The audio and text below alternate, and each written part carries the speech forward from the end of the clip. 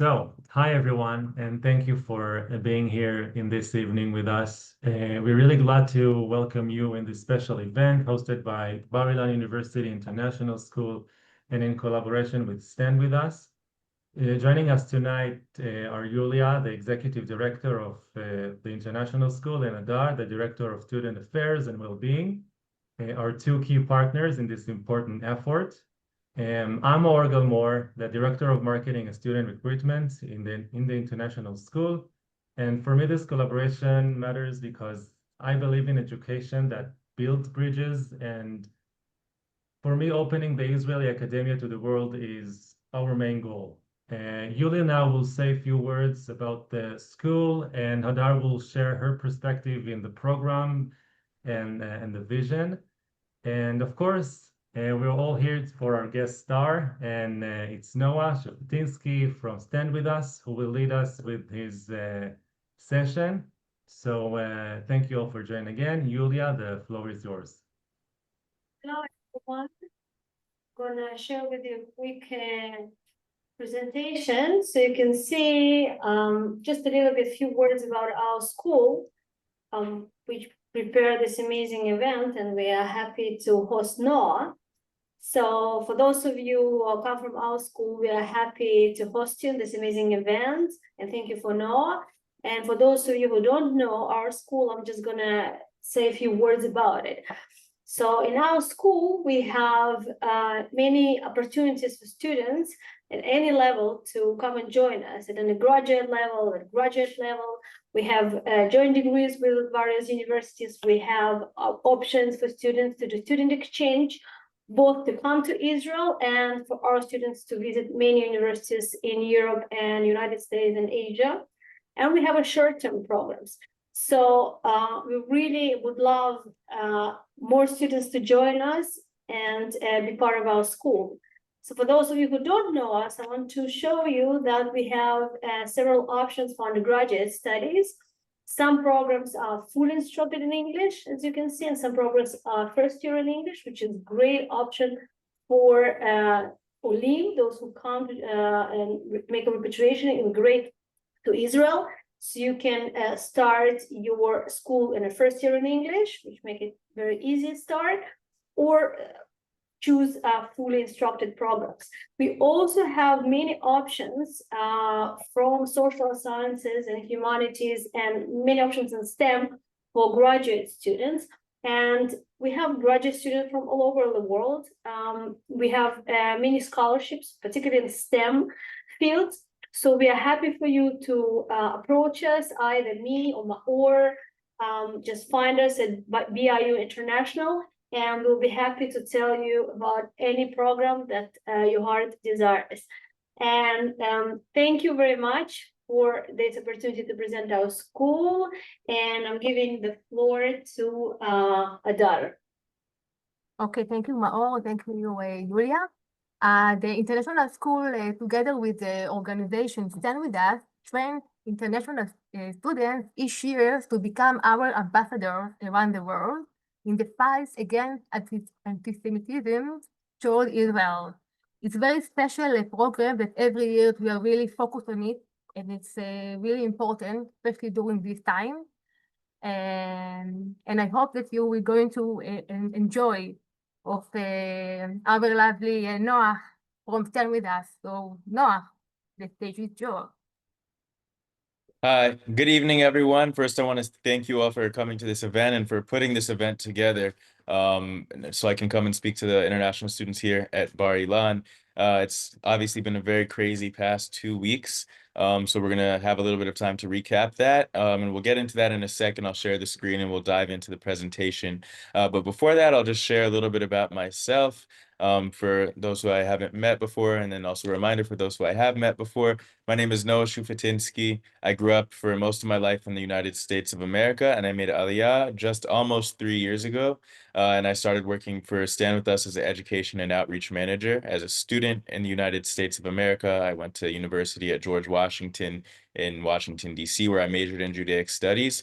And like many students, I dealt with anti-Semitism on my campus, and Stand With Us was one of those resources that was there to assist us not only in responding to anti-Semitism, whether it was the BDS movement or, looking at calls to boycott Israel or other examples of anti-Semitism even coming from the student government. Stand With Us also helped us be proactive about sharing the Jewish story, sharing about the Jewish people's connection to Israel, and being upfront and proud about that. So without any further ado, I'll go ahead and share screen, and we're going to be diving into a very timely topic of the conflict that's going on right now, but even taking a step back and understanding what set the stage for it. So before we jump into the topic, Stand With Us, we're a nonpartisan organization, so we're not here to be right wing or left wing or any other wing.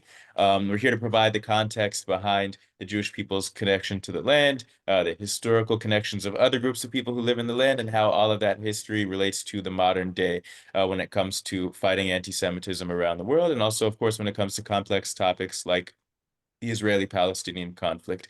Now, our goal is supporting Israel and fighting anti-Semitism around the world. We have offices all different continents, right? We have a presence in South Africa. We have offices from the Netherlands to the UK to Australia, which is one of the newest offices that we have all across the United States of America, Brazil, Argentina, and Canada as well. So wherever you're off to next, there's a way to stay involved and a possibility to bring programming to your community. So that being said, today we're talking about then and now Israel-Iran relations. Now, obviously, we're all primary sources to Israel-Iran relations. If you've been in Israel in the past 2 weeks, we're at an unprecedented moment. And today we're going to be setting the stage for how we got to this moment. So before we dive into where we are today, we have to recognize that when you're talking about the conflict in the Middle East, a lot of it has to do not just with one particular conflict or group of people or just two countries who are at war fighting one another. There are three main conflicts you could kind of divide it into. You have the Arab-Israeli conflict, the Iranian-Israeli conflict, and the Israeli-Palestinian conflict. Now, I want to make sure that we're being super clear. I want to re-update my share screen so you're seeing just the right. There we go. Okay, perfect. So just double checking, when you see my screen sharing, it's only the presentation, correct? Okay, cool, because it was showing different things. So when you have the Arab-Israeli conflict, the Iranian-Israeli conflict, and the Israeli-Palestinian conflict, you have different nuances and different histories that have led up to each and every one of them. The Arab-Israeli conflict is going to refer in practice to the first war that started following Israel declaring independence in 1948, in which you had neighboring Arab states invade Israel, and the resulting conflicts after that between Israel and neighboring Arab states. Of course, its roots go back further to times when you had Jewish communities and the pre-state community that was living in the land that was in conflict with neighboring Arab entities, governments, militias, and different elements of society. You have the Israeli-Palestinian conflict on the other side, which grew out of that. Now, when we talk about the Israeli-Palestinian conflict growing out of the Arab-Israeli conflict, it's unique because it's talking specifically about not neighboring states and neighboring countries, but different factions, terrorist organizations, and militant groups that have at different times waged war against the state of Israel, specifically localized to those territories. So sometimes they're being supported by neighboring Arab countries, sometimes they're not, but it's specific in that sense. And when we talk about the Iranian-Israeli conflict, this is actually the newest of all of the conflicts on this graphic that we have right here. It refers to since 1979. We've had a situation where it's become Iran's official state policy as the Islamic Republic of Iran to seek to wipe Israel off of the map, right? And it's an officially anti-Zionist and anti-Semitic policy. And since 1979, you've had a conflict that is varied in scale from small level proxy wars, larger level proxy wars, up until direct conflict with one another. Now, I talked about how it started in 1979, but I would say for the sake of today, we're going to look at the new era of the Iranian-Israeli conflict. And there are two benchmarks we can look at that have to kind of hint at what is really going on today and how did it change the reality of today. The first of those would be October 7th. As we're all sadly too familiar with, this was the attack on Hamas and the Palestinian Islamic Jihad against the state of Israel and against Israeli civilians, where you had over 13,000 rockets fired from Gaza initially and in the coming days. You had over 1,200 Israelis murdered, a significant number, majority of them Israeli civilians. But you also had non-Israelis who were in Israel studying or working who were also murdered and kidnapped. In this massacre, you had over 13,000 people injured and 251 Israelis and non-Israelis alike kidnapped by Hamas terrorists. Now, of course, when you look at this, this is directly related to the Israeli-Palestinian conflict because you have a Palestinian terrorist organization, Hamas and Islamic Jihad, that launched this. But the roots go deeper. How is it related to the Iran-Israeli conflict? You're looking at one of Iran's proxies, Hamas, that's funded, supported, trained militarily by Iran to launch this massacre. Now, this was the largest proxy attack on Israel. It's one of the deadliest days in Israeli and in Jewish history at large. And it's coming as a direct result of the Iranian regime's funding of these terrorist organizations because they shared the goal of destroying Israel. So this is the first benchmark because it represents the Iran and Israeli conflict in a very obvious way of proxies attacking Israel. Proxy forces being not necessarily Iranians on the ground themselves, but those who are aligned and supported by Iran. The second benchmark would be the war that we've just been through, right? Where from June 13th to June 24th of 2025, you had direct attacks from Iran towards Israel and also from Israel at different Iranian military sites that included over 500 missiles fired from Iran, primarily ballistic missiles and primarily targeting civilian areas. Now, a significant majority of them were intercepted, but those it struck had a tremendous toll on Israeli society at large. In addition to those missiles, you had 1,000 drones, unmanned aerial vehicles fired from Iran at different places in Israel. And this war resulted in 29 Israelis, all but one of them civilians, being murdered, right? Because you had population centers being targeted. You had over 3,000 people injured and over 10,000 Israelis displaced as a result of the destruction. Now, when you look at this war, this is different from October 7th because it's a direct conflict between Iran and Israel. It's no longer proxies being involved solely. You also have direct attacks from Iran towards Israel, direct strikes from Israel against Iranian targets within their borders. So these two benchmarks are going to shape Iranian-Israeli relations and kind of define them for the time to come because it represents an escalation in the conflict between them. Now, before we dive into that, we're going to take a minute to look at the region at large. Now, a little bit of history, a little bit of geopolitical background. This is the entire region of the Middle East and North Africa. So you have the countries in green that are members of the Arab League. Most of them are going to identify and self-define as Arab countries where their predominant culture is an Arab culture. You also have in the region Israel, 1/6 of 1% of this entire Middle East and North Africa region. And then, of course, you have Turkey, which is a Middle Eastern country. It's a huge player in the region, but they're not an Arab country. It's a Sunni Muslim country, but they're not Arabs. It's a different society. And then you have Iran as well, which we're going to be talking about today, a key player, also not an Arab country, predominantly Persian. Farsi is the language, Persian culture, dating back thousands of years, and a key player in the Middle East and the region. So when we're looking at this map, let's start to understand a little bit about the history and the other things that are going to come into play. We talked about the link between the Iran and Israeli conflict and the Israeli-Palestinian conflict. Now, what's the link between the Iran and Israeli conflict and the Arab-Israeli conflict? That's something that's a little bit unique because it doesn't necessarily look like a Venn diagram where you're going to have always an overlap of shared ideals and the Arab world coming together with the current Iranian regime. You're actually going to have the opposite. So throughout history, even prior to Islam, you have Iran being a major player across the Middle East and before that, the ancient Near East. So as an empire, you have historical rivalries with Greece, Egypt, the Babylonians, these ancient societies, and Iran is always trying to, or at this time, Persia is trying to establish itself as a dominant force throughout the region. So that led to rivalries that we still see to this day. Another aspect of it is, in addition, prior to Islam and following Islam being a major force in the region, you have the difference of Persians and Persian culture and Arab culture, as well as Turkish culture or other societies that are existing. So you also have sort of a national or ethnic kind of rivalry that's at play that we see in regions all around the world, and the same is the true for the Middle East. And then finally, with the introduction of Islam into the Middle East and North Africa, what we get is also religious rivalries, because most of the Muslim world, that also comprises most of the Arab world in this case, is Sunni. Now, Iran is a Shia country. It's predominantly Shia. There are only a few countries that are predominantly Shia, Iran being one of them, Azerbaijan being another, and then also Iraq is typically in this category as well, though Iraq, it's not as clear who's the actual majority. There's more of a plurality because it's a very diverse society religiously, historically. So you have this difference in this religious divide that has resulted in conflicts dating back at least 1,000 years, over 1,000 years, since right after the death of the Muslim prophet Muhammad.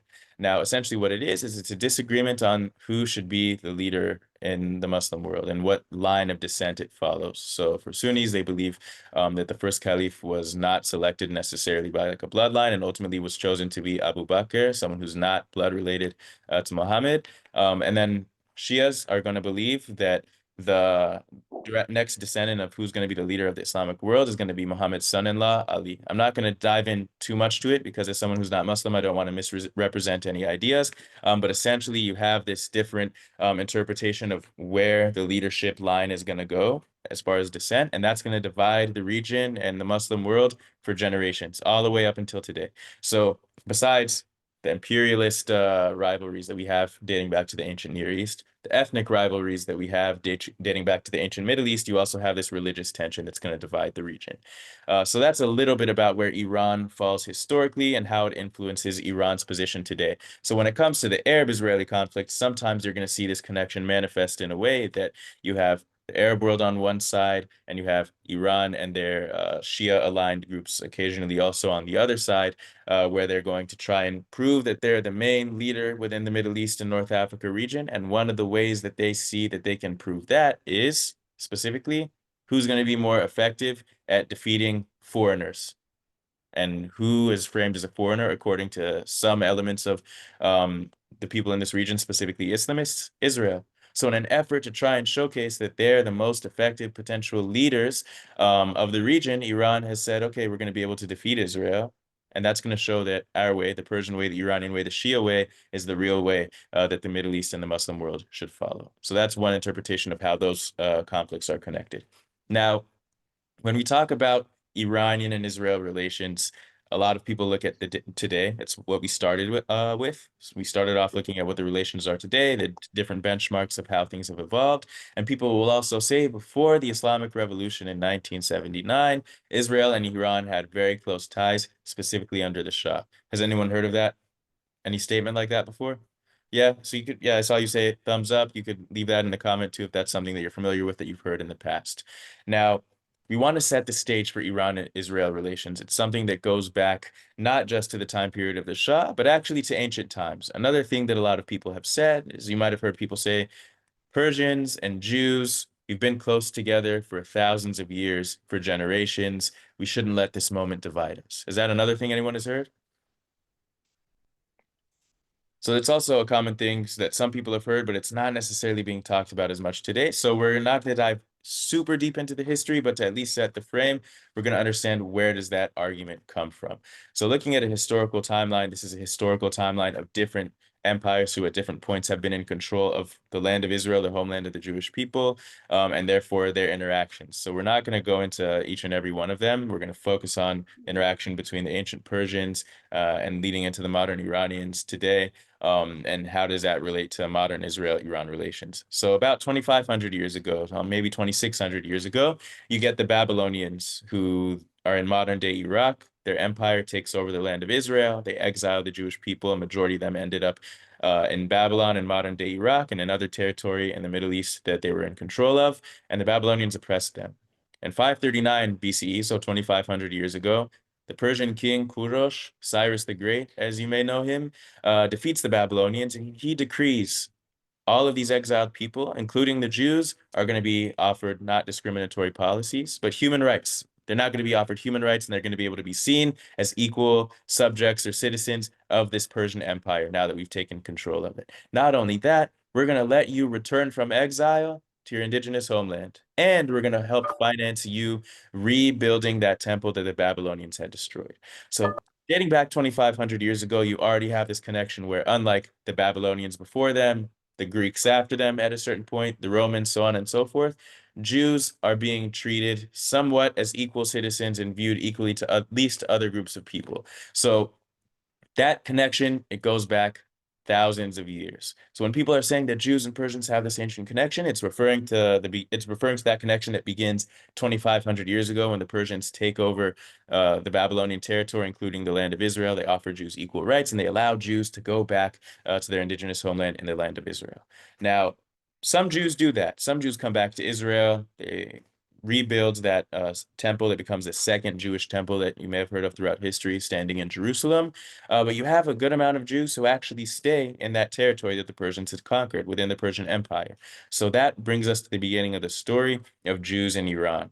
Now, Jews in Iran / Persia, they arrived in between the 700s to the 500s BCE, depending who you're going to ask. Every Persian grandparent will tell you a different thing to prove that they were in the diaspora the longest. But long story short, they've been there for about 2,500 years. From the time of the Babylonians and under Persian control, you start to get the establishment of notable communities in cities like Isfahan, Tehran, Shiraz, and Mashhad. Now, at their heights, right after World War II, this community is going to number as high as 100,000.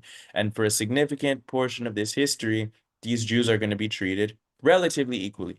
Now, I say relatively because you do have many cases, especially during the time period under Muslim rule, where you had Jews who were being persecuted according to the law.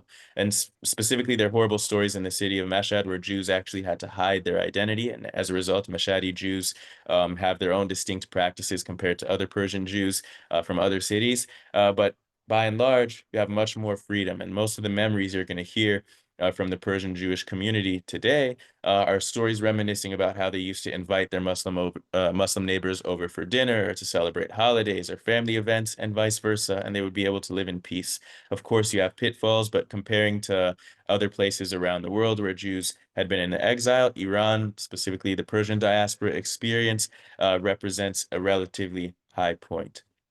Now, with that, we're going to start to shift more into the modern era. But before we do that, I want to open it up to see if there's any questions about these ancient connections or historical points that we've spoken about so far.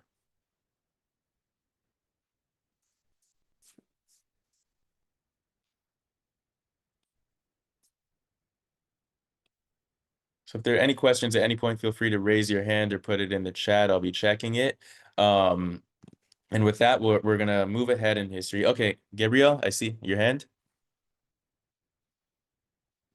Yes, thank you very much. I was just wondering if during this time period there were any edicts of forced conversion or anything like that outside of Judaism and into Islam and things of that nature. Yeah, so during this time period, you do have that happen on occasion, not at the same rate as maybe in other places. Technically, across the Muslim world, Jews are not supposed to be forcibly converted because they're considered people of the book. But it is something that happens, specifically in Mashhad, in the Mashhadi Jews. Many of them, they hid their Jewish identity, and in public, they said, oh, we've converted to Islam, right? We become Muslim, and that's who we are as a people. But because of the political situation in that specific city, that's one example of a time where you did have forcible conversion and the existence of what you would call today crypto Jews in Mashhad, who in secret kept their practices, but in public had to purport to be Muslim because of forcible conversion. So it did happen. It wasn't an extremely common occurrence. Really good question. Thank you very much. Yeah, thank you for the question. Anything else before we move on? Okay, great. Again, at any point if there are questions, feel free to raise your hand just like that or put it in the chat and we'll get to it. So from now, we're going to move away from just focusing on the Jewish community and the ancient times, and we're going to look at more modern elements of Iranian history and sort of how it led up to the situation today. Now, when we talk about the modern era, people break it up into two categories. You have pre-1979, pre-Islamic Revolution, and then post-1979, post-Islamic Revolution. So prior to the 1979 Islamic Revolution in Iran, it was sort of a constitutional monarchy. So you did have, at different points, democratic endeavors, you had democratically elected officials, but you also had this king or a shah who also had power and say in the government, following sort of a historical, imperial, and royal perspective on how Persia and Iran should be governed. So we're going to pick up this story in 1941. So in September of 1941, you have this gentleman at the top, Mohammad Reza Pahlavi, who becomes the Shah of Iran. He's taking over from his father, and he's actually supported and propped up by a lot of Western powers, specifically the United Kingdom. Now, at this time, the Shah is very idealistic. He wants to make Iran this great power, continuing the legacy of Persian power in the region and in the world, a very vibrant society that's given a lot of inventions to the rest of the world, right? He wants to continue that, continue with modernization. Obviously, he's a Muslim and he's living in a Muslim country, but he also believes in secularization and secularism to an extent that it'll bring Iran forward into the modern era, into the 20th century. So a lot of people look to him and they say, wow, he's an amazing leader. He's bringing us up to the forefront. He's helping us be able to profit. But at the same time, he's also a monarch and he's also authoritarian. So you also have plenty of people in society who are not necessarily benefiting from his policies, who are opposed to him for a variety of reasons, which we'll get into a little bit later. But in general, he's also someone who values popular support and wants to be liked. In 1947, in the Middle East and North Africa, as we know, one of the main things that occurs is the UN partition plan, the UN partition plan for the British Mandate of Palestine. It essentially says that there's going to be the creation of a Jewish state in that territory and an Arab state along lines that are known today as like the 1948 or 1947 partition plan lines. Now, many people think about this time with the Shah, where he's establishing himself as a modern, power, as well. This is the heyday of relations with Israel. Of course, he would have supported the existence of the state of Israel. But the truth is, Iran actually voted against the UN partition plan. The Shah was against the partition plan, and his reasoning was that he thought that it was going to result in more fighting amongst the people who lived there on the ground, and there needed to be some sort of federal republic or federal sort of state instead of this partition. Ultimately, the UN partition plan was voted to move forward, and Iran is going to become in 1950, right? So 2 years after Israel declares independence, Iran's going to become the second Muslim nation to recognize Israel, second only to Turkey. And they're immediately going to open up diplomatic ties, establishing a consulate in Jerusalem and a consular presence in Israel. Now, in 1951, we're going to move back towards the scope of things when it comes to Iran. I mentioned this constitutional democracy. You have this other gentleman you see here down in the lower section, Mohammad Mossadegh, who's going to be elected prime minister of Iran, and he's going to pursue secular and nationalist policies. Now, under the Shah, who was backed up by the West, a lot of his policies were very favorable to Western companies. For example, the Anglo-Iranian Oil Company having a huge stake in Iranian oil and being able to profit off of it. Mossadegh doesn't really like this. He says, I'm a nationalist, the same as the Shah. I want to restore Iran's glory and bring it to the forefront of being a world power. And I can't do that if we have Western powers interfering and taking money out of the pockets of Iranians. So I want to nationalize the oil. And I also want to audit the Anglo-Iranian Oil Company to figure out if we're actually getting paid what we're owed for all of our oil. Another element of his sort of nationalist policies in general has to do with pushing out Western powers and Western influence. And while Israel at this time was not necessarily seen as aligned with a lot of Western powers, it definitely was framed that way to certain people, and for sure was a foreign power. So one of the results of his policies also resulted in the Iranian consulate closing. It wasn't like there was a severance of diplomatic ties. Mossadegh's government themselves said that the reason was for financial strain, but you can kind of look in the mirror and look at this time and see that it wasn't taken for granted that there were going to be deep, rich ties with the new state of Israel and Iran. Now, within Iranian politics, Mossadegh and the Shah are butting heads. Why? Because the Shah's propped up by the UK. He's been already kind of supported by them the first time when he rose to power. And now this newcomer wants to come and get rid of his, backers' ability to influence and be involved in Iranian politics and Iranian society. So him and the Shah are butting heads. But the Shah, we talked about, as this populist leader. He cares about what people think about him and wants to represent Iran properly. He cares about his people. So even though he himself is against these nationalization policies regarding Iran's oil, doesn't come out necessarily against it right off the bat. He tries to use his powers to get rid of Mossadegh and take him out of his position of being a prime minister, but he's met by immediate uproar, and because he cares what other people think, allows him to come back into place. Now, a little story about Mohammad Reza Pahlavi. He, like many other elites at the time and even today, studied at boarding school in Switzerland. And as a young boy, he went to Switzerland. And being the son of his father, the Shah of Iran, he felt like royalty. And he would see other kids and tell them, hey, do you know who I am? Why aren't you bowing down to me? These other kids were also the children of royal leaders of their respective countries or their elites, kind of looked at him, laughed at him, and actually beat him up, apparently, on one of his first days at Swiss school. And that shaped his worldview, understanding from a young age that he's going to be rubbing shoulders with other great leaders, and he has to figure out a way to navigate his power alongside theirs. So that influences why he can't take a hardline position against Mossadegh. Who is able to take a hardline position against Mossadegh? The UK, whose influences are actually being tampered by Mossadegh's policies. So the UK say, look, we don't like this guy Mossadegh, and we want him out of power. Now, the Shah can't just do that. He already got met with uproar. There needs to be some more action done to get Mossadegh out of the way. So the English and the UK and their Iranian oil company are going to be able to continue to profit. Now, at the same time, who would potentially help the UK get rid of a leader? Who's known at this time for deposing a lot of leaders because of fears of the Cold War that we have going on at the time? The United States of America. The US doesn't really have the same interest in Iran at the time. They don't have the same investment in the oil. The UK does. But who is the party within Iran who's promoting the oil reforms? It's not even Mossadegh's party. It's the Communist Party of Iran. So you say the word communist, the US is involved. And suddenly the US also backs removing Mossadegh because they're fearful of this communist influence that eventually is going to drag Iran, this potential future superpower, into the Soviet sphere of influence. So the UK and the US are going to back a coup that's going to overthrow the democratically elected government of Mossadegh, and it's going to strengthen the pro-Western Shah, Mohammad Reza Pahlavi. So now we're going to take our first step for today in understanding how does the Iranian public react to this. On one hand, you have plenty of people who are profiting and benefiting in the society that the Shah created. And as the Shah is, reinstituted with more powers than he potentially had before, they're appreciative because they value the Shah and they value his idea for rebuilding Iran into its once imperial glory.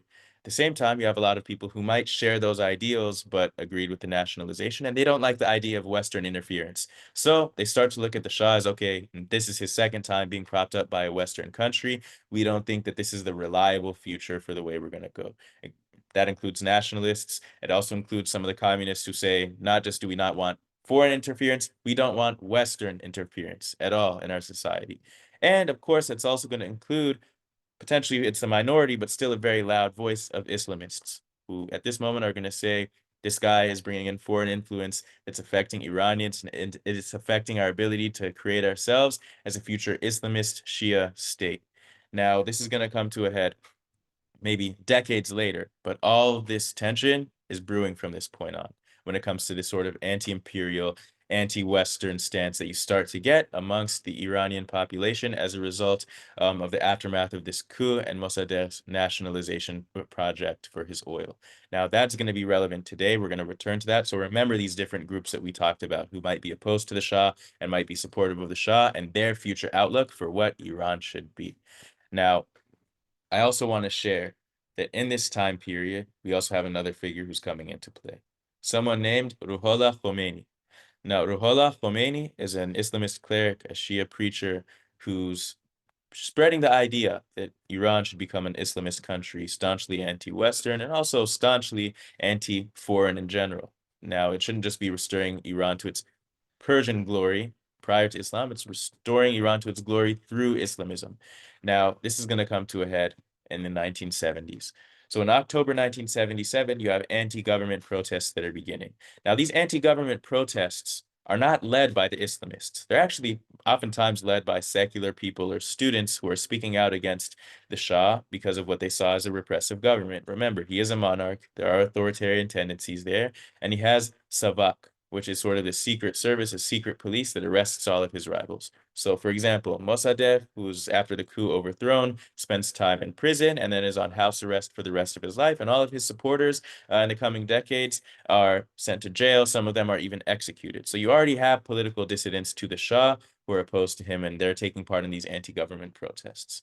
In 1978, a year later, you have a fire that breaks out at a cinema, the Cinema Rex fire, that kills between 300 and 500 people, and it's blamed on the Savak, right? The Savak, the Shah's secret police. But in reality, this is actually an action that was perpetrated by Islamist groups, right? All evidence points to that, and that was a common tactic of the Islamist extremist groups of Iran. They would attack these sort of institutions they saw as degrading their vision of what an Islamist society should be. So with this mass amount of casualties and these conspiracies that the Savak was behind it, you get much more escalation as far as people rising up to protest against the Shah. Now you have communists, nationalists who are anti-Western or anti-imperialist, political dissidents, and Islamists all taking part in these protests. That leader we talked about earlier, you see a picture of him and the lower picture, that's Ruhollah Khomeini.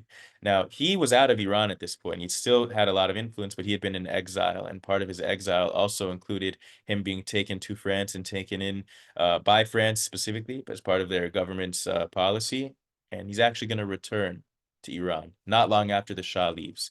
So in January of 1979, the Shah is going to leave Iran, and this actually comes as a shock to a lot of the Western world, including his backers like the UK and the US at this point.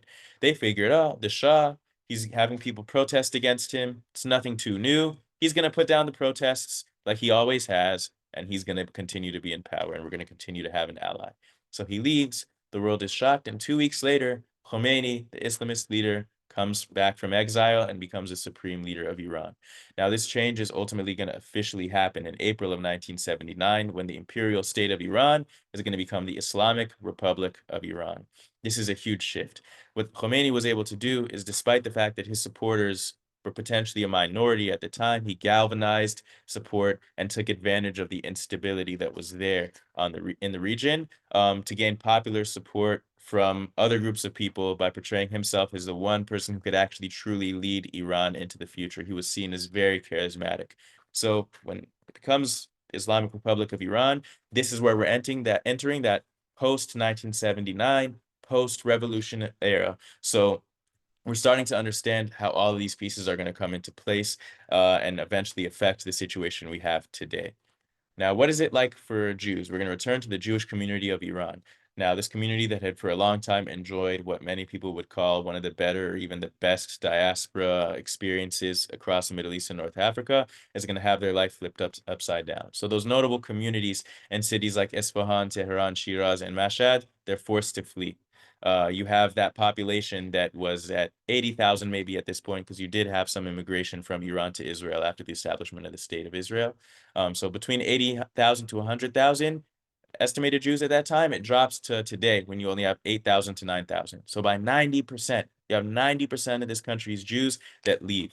Now, why were they doing this? Because the policies that they had previously enjoyed were revoked and completely changed. You have anti-Zionist state policies that state that it is a crime to be a Zionist. It's a crime to believe or support the existence of a Jewish state in the state of Israel. Therefore, you have this Jewish community that in writing are hypothetically considered equal citizens, but in reality and practice, a core aspect of their identity is criminalized.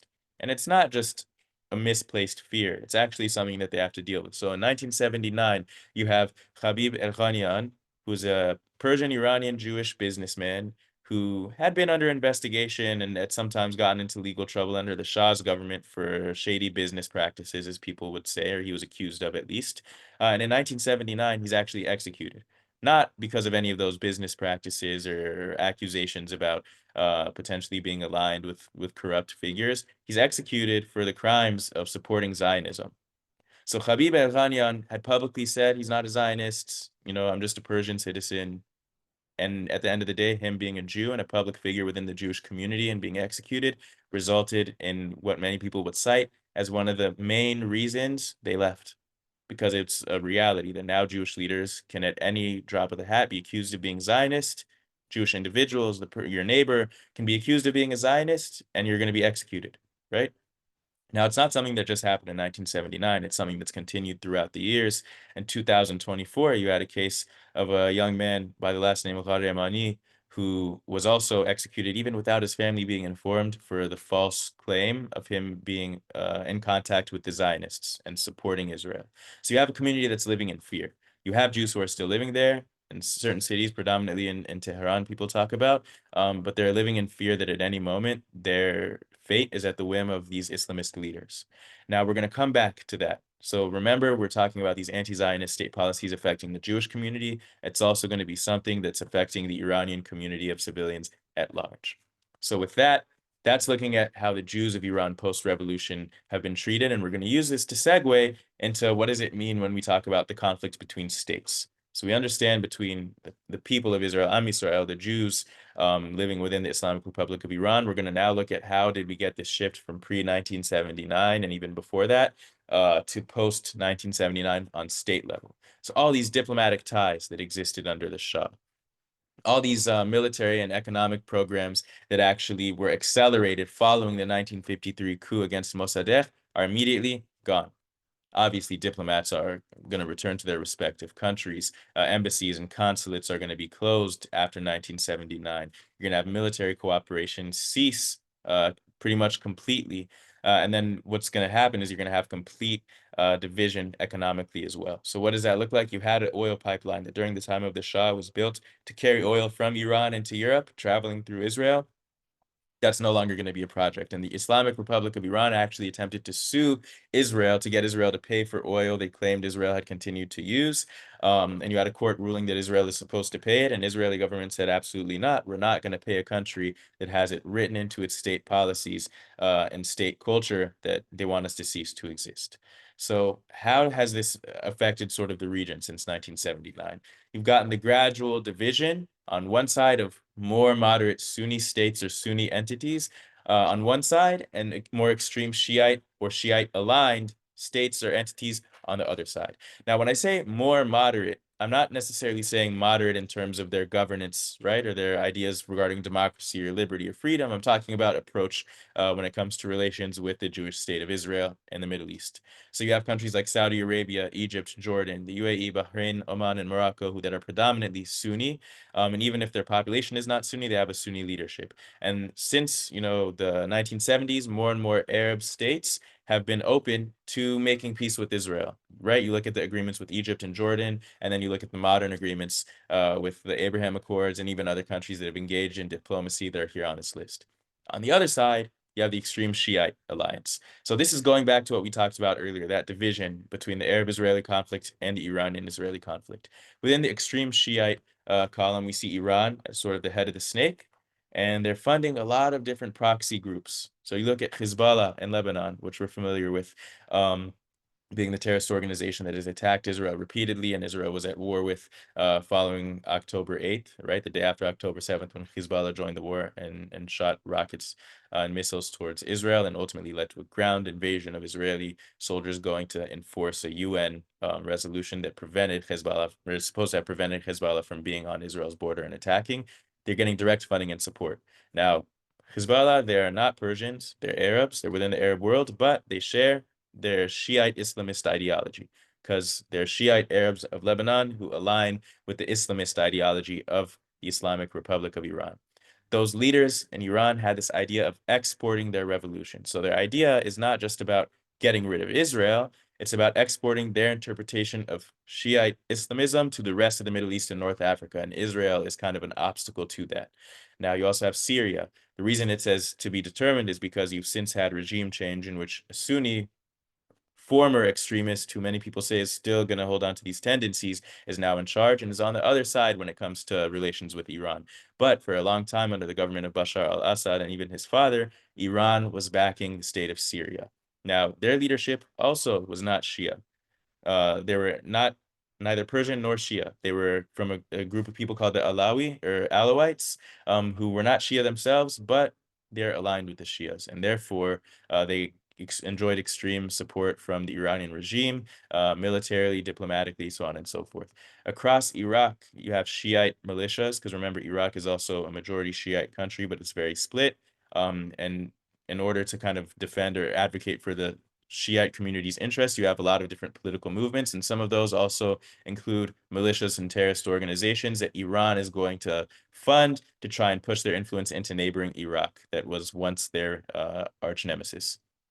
You have the Houthim in Yemen, all the way down in Yemen, who also share this ideology, very anti-Western, very anti-foreign. It's written on their flag, death to America, death to Israel, curse the Jews, victory to Islam. So they're sharing a lot of these sort of chants that you hear within the Islamic Republic of Iran sphere.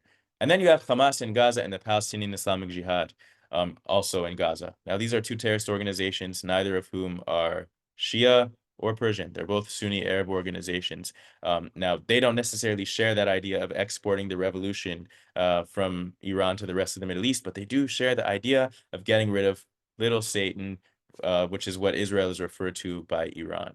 So, okay, yeah, I see you have a question. Let's talk about it before we move on.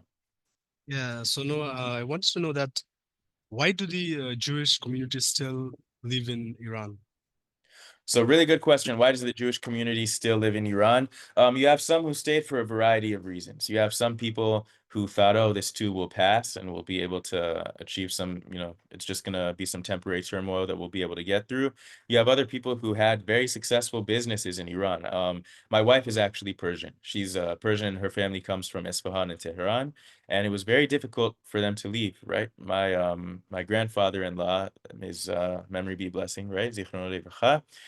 He was a very successful businessman in Iran. So in order for him to leave, first of all, he left a lot of his wealth behind, and the wealth he was able to bring, it was a very complicated process for him to be able to get it out and get his family out safely with him while they're being hunted by the Islamic Republic. So for some people who had some sort of stability, they hoped they'd be able to preserve it. And to this day in Iran, there are a lot of Jews who financially are living relatively okay, in Tehran specifically. So there were economic incentives, there were cultural incentives, there were also those connections that they had to their neighbors that they believed would persevere through the regime, and we can pray that that's going to be the truth. Unfortunately, you have a large amount of the community that's also suffering, as we talked about these horrible executions of Jewish community leaders and members.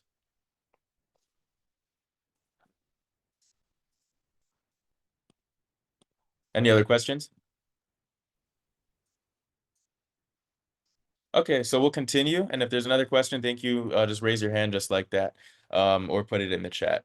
So looking at this regional allies and enemies of how the Middle East is shaping up in regards to the Iran-Israeli conflict, we have to look at how did this conflict manifest up until these benchmark dates that we talked about of October 7th and then June 13th through 24th. Now, we've discussed these proxies, and let's talk about Iran's idea of exporting the revolution. One of the ways and one of the tactics for doing this is creating a corridor to the Mediterranean. So this is a map that kind of shows you Iran being at the head of the snake, or being the main component of the octopus with its tentacles throughout the Middle East.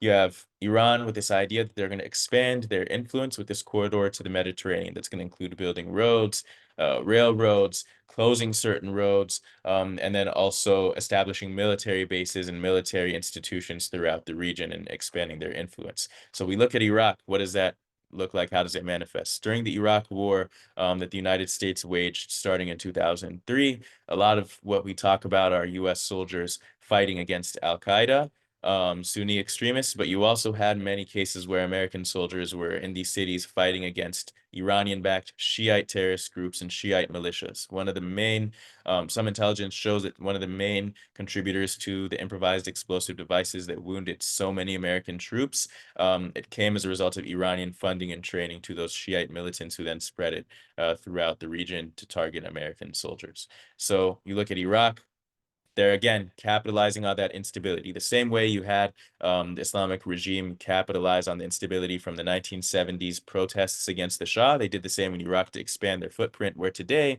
you have these Shiite militias that are officially part of Iraq's armed forces because they're integrated into the popular mobilization forces. Therefore, there's no way that Iraq can mobilize its armed forces completely independent of Iran, because part of their armed forces are direct beneficiaries of Iranian military training and financial support. We go into Syria. We talked about earlier how you had this regime in Syria, the Bashar al-Assad regime, that enjoyed direct support from Iran. This idea is it's going to bring them closer to the Mediterranean, allow them to open up more military bases, expand their training components for the different aggressors there and proxies within Syria. And finally, Lebanon, we talked about Hezbollah that's right on the border of Israel. So you could look at Syria and Lebanon, where you have Iranian influences and forces that are directly on these borders with Israel. So not only is it a threat to the rest of the region and to the West, but it's a direct threat to Israel because Iran's goal is to destroy Israel. Bringing them closer to Israel makes that stated goal more of a potential possibility in the future. Now, it's also not just Iran giving money to these proxies. You have Iranian Revolutionary Guards Corps. It's a wing.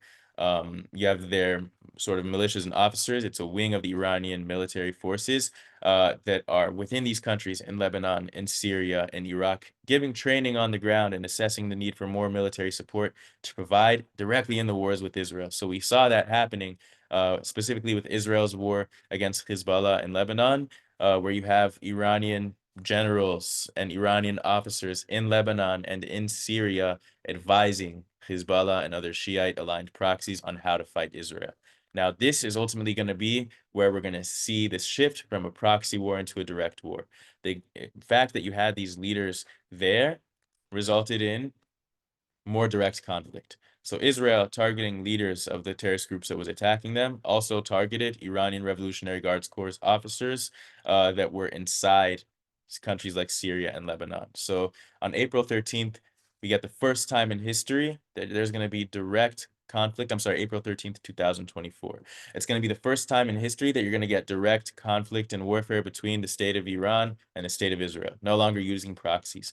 So Israel assassinated an IRGC officer. They took him out along with a bunch of other Hezbollah and Shiite militia leaders in Syria. And Iran responded by launching 170 drones, 30 cruise missiles, and 120 ballistic missiles towards Israel. Now, again, 99% of them were intercepted, and most of them never reached Israel. It was the first time that there was a direct attack launched from Iranian territory against Israel, and we kind of got to see the regional columns that we looked at a minute ago play out. So obviously countries like the US and the UK, and maybe less obvious, but France assisted in shooting down these missiles, but you also had neighboring Sunni Arab countries like Jordan, Saudi Arabia, and the UAE who helped prevent attacks by also intercepting missiles and allowing Israeli jets and American jets and UK jets to use their airspace to shoot down these missiles. So you start to see the whole region dividing into these two columns, and how does it actually come into play?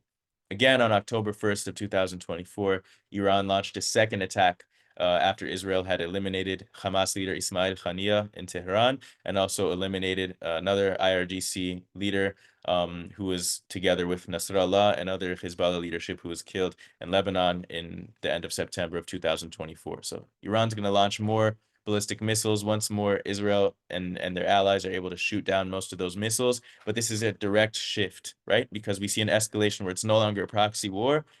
There's been cases where there's been direct armed conflict between Israel and Iran. It's a new era when it comes to Israel-Iran relations. Now, that's going to set the stage for what's going to happen next, which is what happened on June 13th. I want to make one thing clear.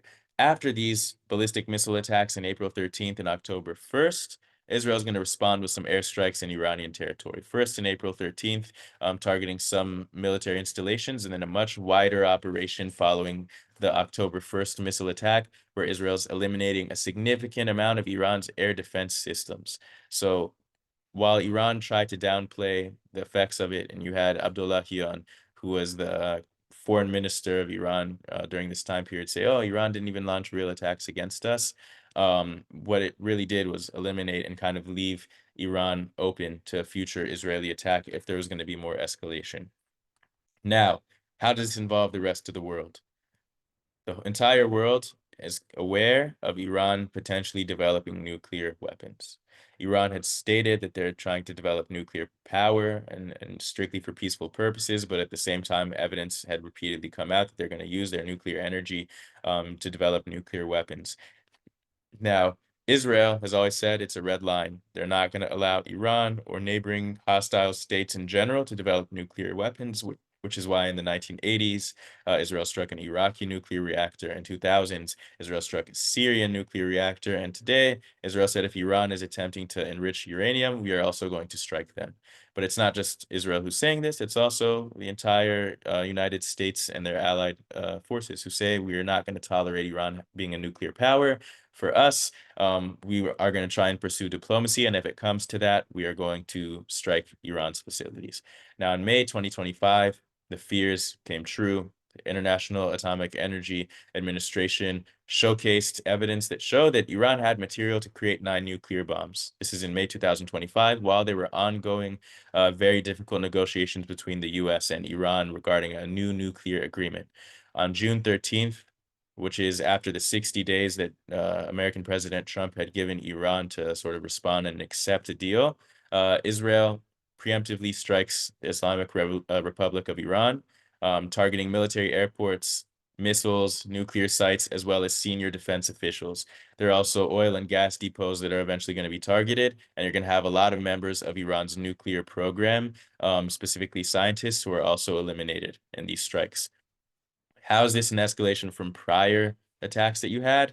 Essentially, what you have is not only these airstrikes that Israel's Air Force is able to operate with impunity over Iranian skies because their defenses had prior to that been taken out. You actually also had Israeli ground forces, right? Special operations who are on the ground deep inside Iran, removing certain threats to the Air Force in the future. It was an extremely well planned out and thought out operation that targeted their military infrastructure and leadership.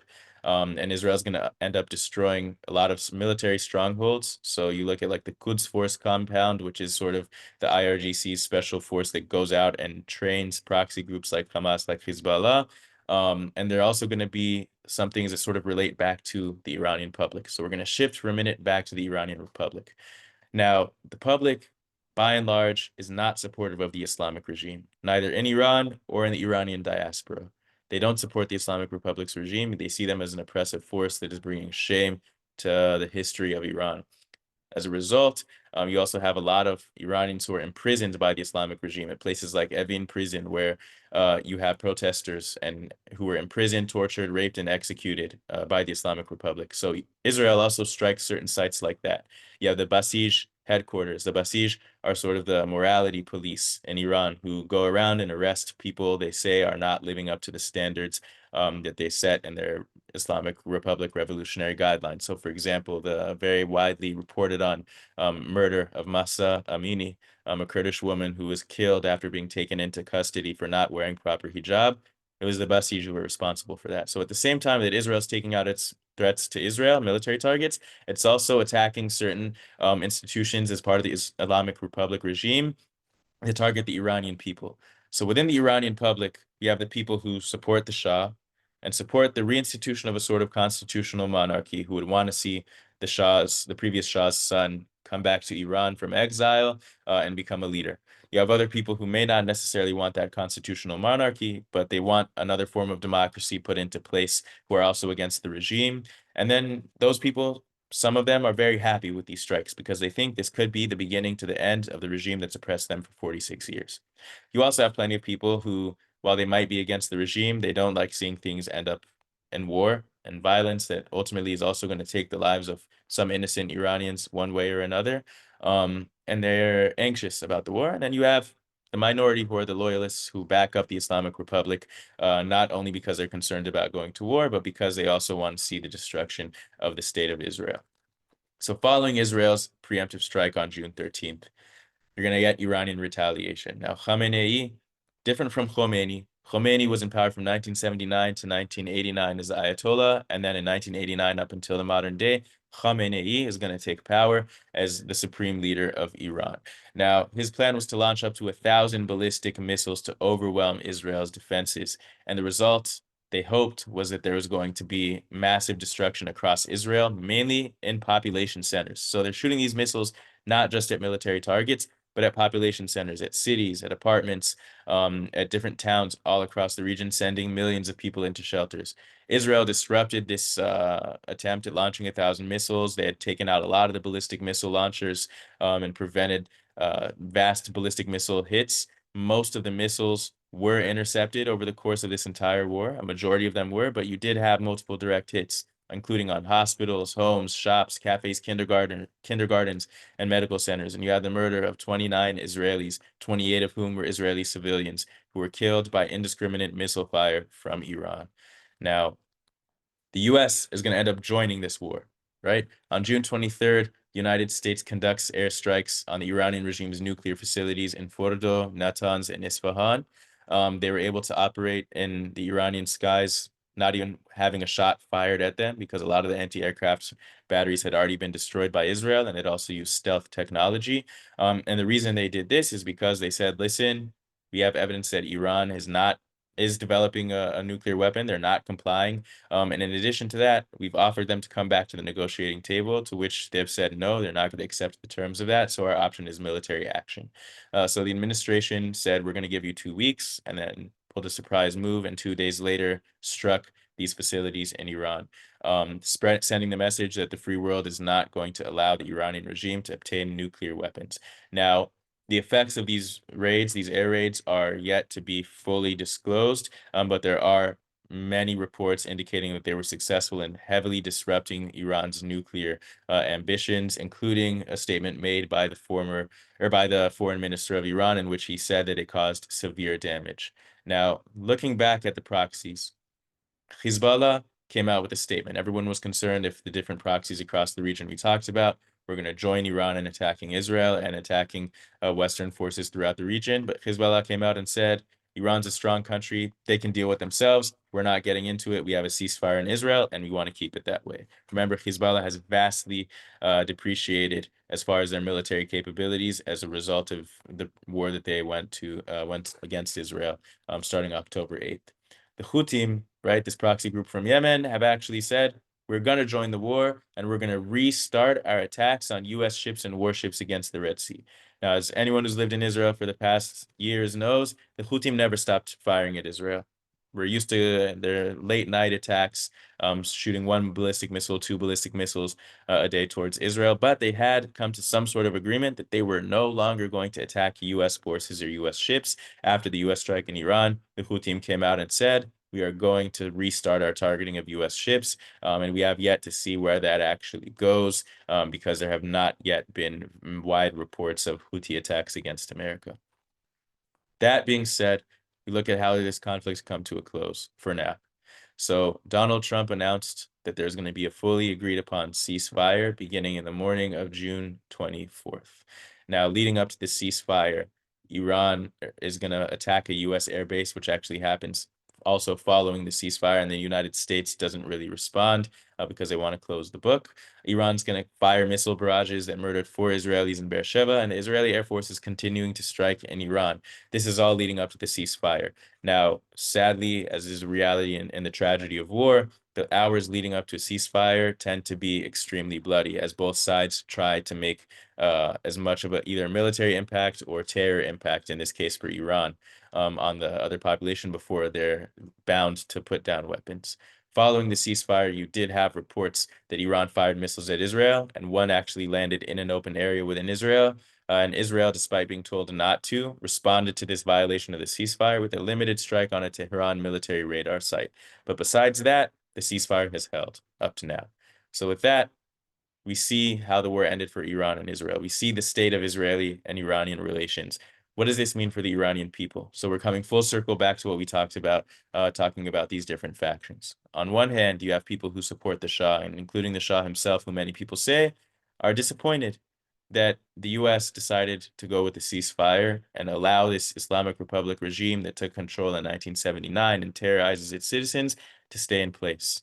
You have other people besides Shah loyalists, such as Iranian nationalists and people who in general want the establishment of some sort of democratic body in Iran, who are also disappointed that they feel that once again, Western powers have interfered, specifically the United States have interfered in their affairs in a way that's shaken things up, but it hasn't necessarily led to their desired result, which is their will to actually change the regime. Now, what does it look like on the ground for them? You've had reports of mass roundups of any Iranian who expressed any sort of emotion against the regime during the process of this war. They're using it as an excuse to round people up. There have already been multiple reported executions even a day after, and people are also randomly being accused of being Israeli spies. So not even just within the Jewish community, Iranians at large are being arrested, not given what we would see as due process. They're being told that they're accusations of supporting the Zionists and they're being executed. So the IRGC remains in power and is continuing their purge and repression of Iranian society. So within this community too of Iranians, you also have those who are loyal, who are trying to tout this conflict as a win for Iran. They're saying that Iran was able to fight the Zionist entity and fight the United States to the point where they wanted a ceasefire. The reality of that, the Iranian regime suffered heavily when it comes to their military infrastructure being degraded. At this point, any other country has the ability to fly planes over Iran with no ability for Iran to do anything about it. And most people on the ground know that Iran did not win this war. There's reports that their victory parades in Tehran were not heavily attended, despite the fact that oftentimes people are pressured or forced to go to these mock victory parades. But you do still have discontent within the Iranian public that in their mind, the job is not finished as long as Ayatollah is still in power. Now, when you look at the rest of the region, you have Iran, which standing alone. You have Hezbollah, who refused to get involved and is a crippled proxy. You have Syria, which is no longer even on the table as an Iranian proxy because they've had a regime change. You still have Shiite militias in Iraq and the Houthis in Yemen, who at different times have attempted to attack U.S. forces in the region and attack Israel, but we've not yet seen since the ceasefire any vast increase of that. And then we have Hamas in Gaza and Islamic Jihad, who Israel is still at war with. We still have the hostages that we have to get back, and you still have these terrorist organizations, Hamas specifically, in power, but neither of them have been able to step up to the plate and go to bat for Iran. So that leaves us at the end of the presentation. It leaves us at the end of the story so far for Israeli-Iranian relations. We're at a point where we took a minute to look at this ancient connection. We understood the diplomatic ties and the geopolitical ties during the time period of the Shah, and we saw the degradation of that leading to all-out war during the post-1979 period. And that being said, I want to leave on more of a positive note that with this discontent in Iranian society, there are multiple outcomes that can come about, but there is a potential that in the future, there's going to be Iran right here on this graphic. And the memories that my mother-in-law has of being able to fly from from Iran to Tel Aviv for a visit that were normal before 1979, that reality could potentially return in the future. So with that, I want to say thank you so much and reopen up for any questions or comments regarding anything we talked about today. So thank you so much. Thank you very much, Noah. All right. So I guess this is now the room for some questions, right? Yep. So everybody, if you have some question, raise your hand and So my question is, can you hear me? Yeah, I can hear you. So, what are your thoughts on the safety or well-being of Jewish community, which is still residing in Iran? So this is something that I'm actually very concerned about, and I think a lot of Jewish Persian Jews who are in the diaspora or in Israel are also concerned about. There have been times in the past we talked about these executions. There have also been times in the past where the Jewish community has been forced to go out and protest against Israel to sort of demonstrate their loyalty to Iran and have photo ops. So there's a lot of concern about what's going to actually happen with them, especially because there's no oversight. There's no real diplomatic ability for anyone to prevent Iran from clamping down on their own citizens and oppressing them. So I think that's a worry across the board, and it's definitely something that, you know, it has been a conversation even in my house as far as what's going to happen to those people who, you know, my wife knows people who have family who are still in Iran.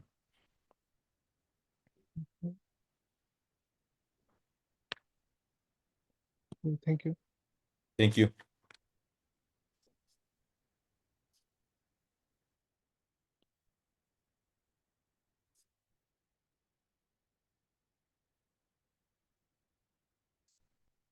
Oh, does someone else have their hand up, the icon? I didn't see. If you do, you can yes, just. there is someone. Okay. Oksana? Yeah, hi. First of all, thank you so much for this informative conference. And I would like to ask you about quite a fictional plot. If it's possible to establish democratic country in Iran, what's the future development of relationship? Maybe there could be something like a union between the countries and the Arabs also. I mean, like Saudi Arabia, Iran, and other countries together with Israel. Right. So I think that the question on the table is if there is a democratic regime in Iran, people say, okay, like would they necessarily have ties with Israel? I think history shows that it would be the case because during the time period where the Shah had power, and as well as we talked about when Mossadegh had power, there still were diplomatic relations. They were strained at times, but that's the course of history when it comes to diplomacy for any country. I think in general, people who want a democratic Iran want to see Iran participating on the world stage. And that means having the ability to have a relationship with Israel. I think also you look at history, the tie during the time period of Shah was beyond just this ancient tie. It was something that was politically beneficial to both countries.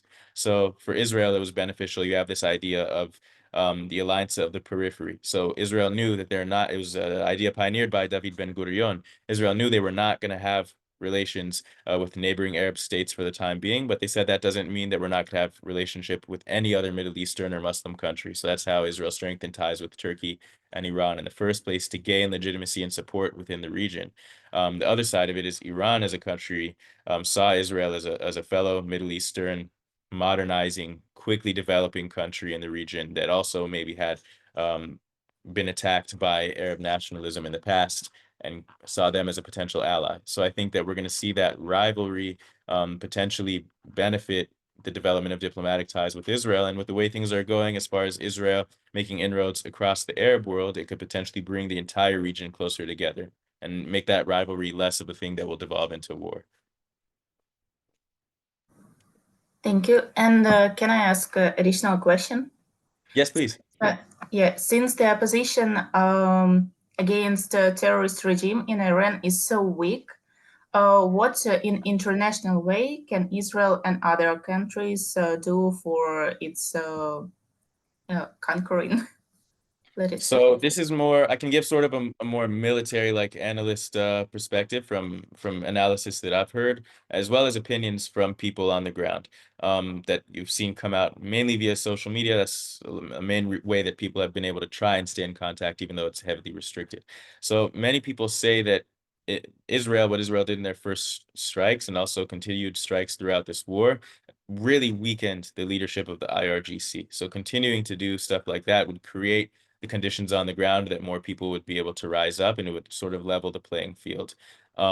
Eventually, some people have also talked about the idea of actually using ties that maybe the United States intelligence community would have with groups on the ground to mobilize people against the Iranian regime. Remember, you actually in Iran, it's a predominantly Persian country, but you also have certain ethnic minorities that are also opposed to the regime, such as the Kurds in the north and the Baloch in the south, who could potentially also be seen as allies, at least in getting the Islamic Republic to be sort of taken down.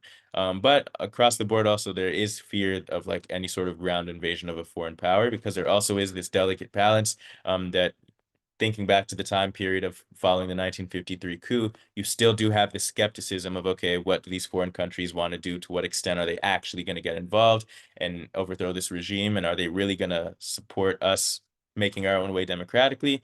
Or are they going to install their own puppet leader that would be beneficial for them? So you have that skepticism because of history's legacy. But I think most people would say that continued strikes on leadership would allow the opposition to get more of a foothold.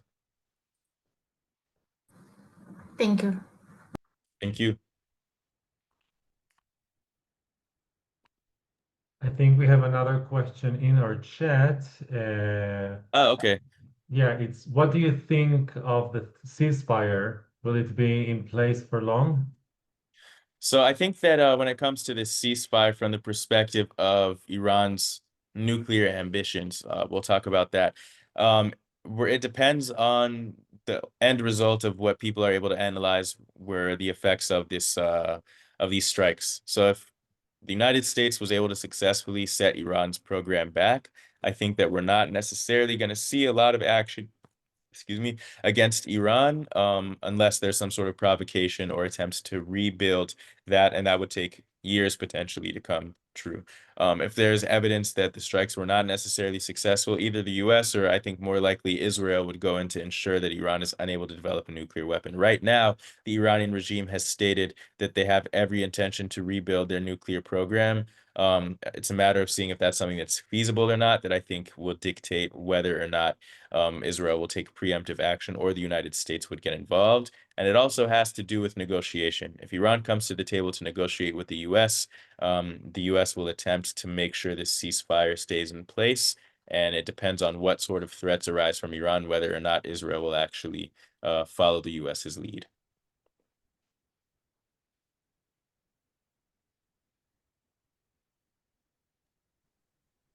Hi, Noah. This is Sukanta from India.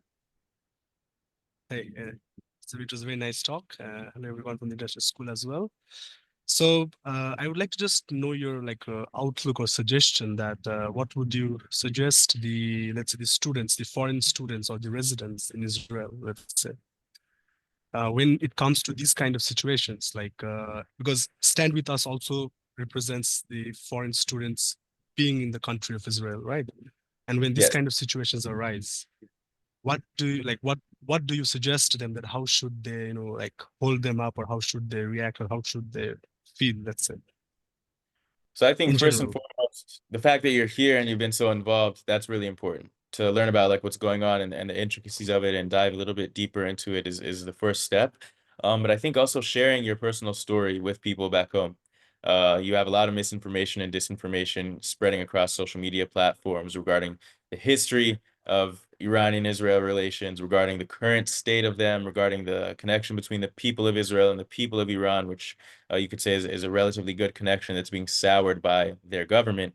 So I think sharing your personal perspective and personal experience, what you went through here, sheds a lot of light on that. And also expressing that this wasn't a situation where, Israel just woke up one morning and decided to attack Iran for fun. It was a situation where it's an existential threat. And, you've been in Israel during this time of war at a point where, you know what it's like to be threatened by foreign terrorist organizations that want to seek Israel's destruction and by default seek your destruction. So sharing that that's a real threat, it's something that you really went through, and action like this is tragic that it came to this, and it's tragic that it's necessary to prevent mass death of Jewish people and all Israelis. Thanks. So I think on this note, I think this seminar was the right thing on the right time, because Thank you so much. this is very much needed. The reason is, I think I know Hadar for a long time, so I've been in Israel for like 4 years. I've been a student there for 4 years. And exactly what you mentioned on the practical ground, it happens this, because back at home you have it's all about the media, the news, which showcase whatever they want. And Yeah. it's tricky, because for us who have been there for a lot of time, you have students who would like to come there, but they get pulled up. They say that this is what I'm hearing in the news. Well, what should happen? Can you suggest something? And we give a very clear and a very the ground reality. Yeah. And we come. It's really So I powerful. think yes, I agree. So I think this is a very good initiative. I would say that when these things happen, or even on regular times, we need to keep the international students involved, so that they are always knowing about this kind of scenarios. So thank you very much. Yeah, and thank you so much for hosting this event and making the space for me to be able to come here and present it and share.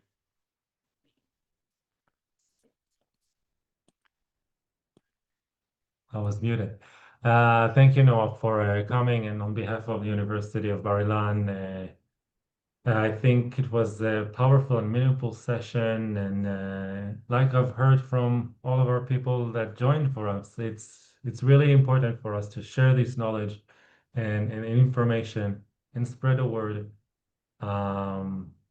So again, thank you, and thank you everybody for coming, and that's it. I wish for us all lovely and relaxing days, and keep track of what we publish online on our website, on our social media for more events. If you really love this type of content, really make an effort these days to promote more.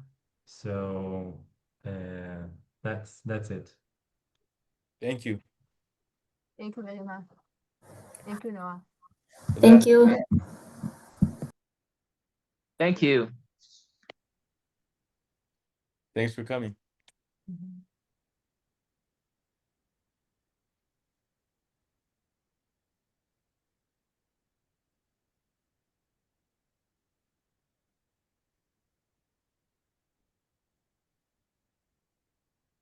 All right.